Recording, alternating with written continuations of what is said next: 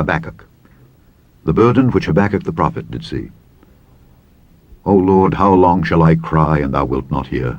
Even cry out unto thee of violence, and thou wilt not save. Why dost thou show me iniquity, and cause me to behold grievance? For spoiling and violence are before me, and there are that raise up strife and contention. Therefore the law is slacked, and judgment doth never go forth. For the wicked doth compass about the righteous. Therefore wrong judgment proceedeth. Behold ye among the heathen, and regard and wonder marvelously. For I will work a work in your days which ye will not believe, though it be told you.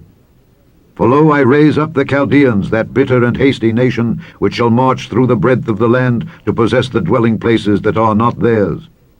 They are terrible and dreadful. Their judgment and their dignity shall proceed of themselves. And their horsemen shall come from far. They shall fly as the eagle that hasteth to eat. They shall come all for violence, and they shall gather the captivity as the sand. And the princes shall be a scorn unto them. They shall deride every stronghold, for they shall heap dust and take it. Art thou not from everlasting, O Lord my God, mine Holy One? O Lord, thou hast ordained them for judgment, and, O mighty God, thou hast established them for correction. Thou art of purer eyes than to behold evil, and canst not look on iniquity. Wherefore lookest thou upon them that deal treacherously, and holdest thy tongue, when the wicked devoureth the man that is more righteous than he, and makest men as the fishes of the sea, as the creeping things that have no ruler over them? Therefore they rejoice and are glad. Shall they therefore empty their net, and not spare continually to slay the nations? I will stand upon my watch, and set me upon the tower, and will watch to see what he will say unto me, and what I shall answer when I am reproved. And the Lord answered me, and said, Write the vision, and make it plain upon tables, that he may run that readeth it. For the vision is yet for an appointed time, but at the end it shall speak and not lie. Though it tarry, wait for it, because it will surely come, it will not tarry.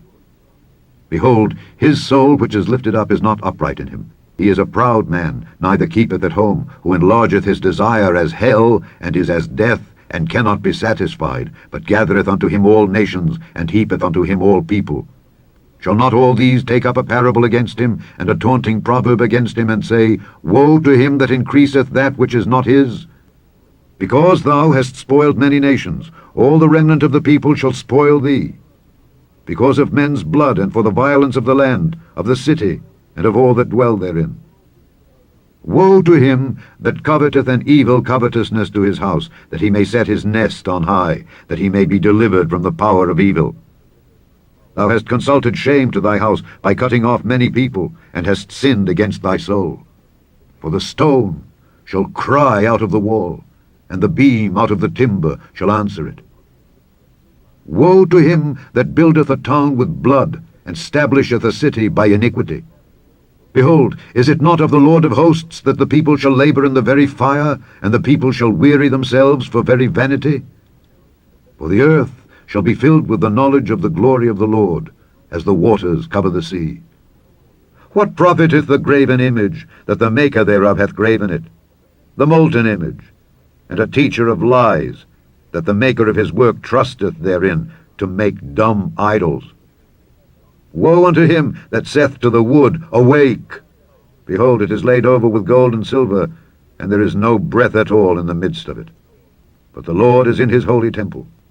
Let all the earth keep silence before him. O Lord, I have heard thy speech, and was afraid. O Lord, revive thy work in the midst of the years. In the midst of the years make known.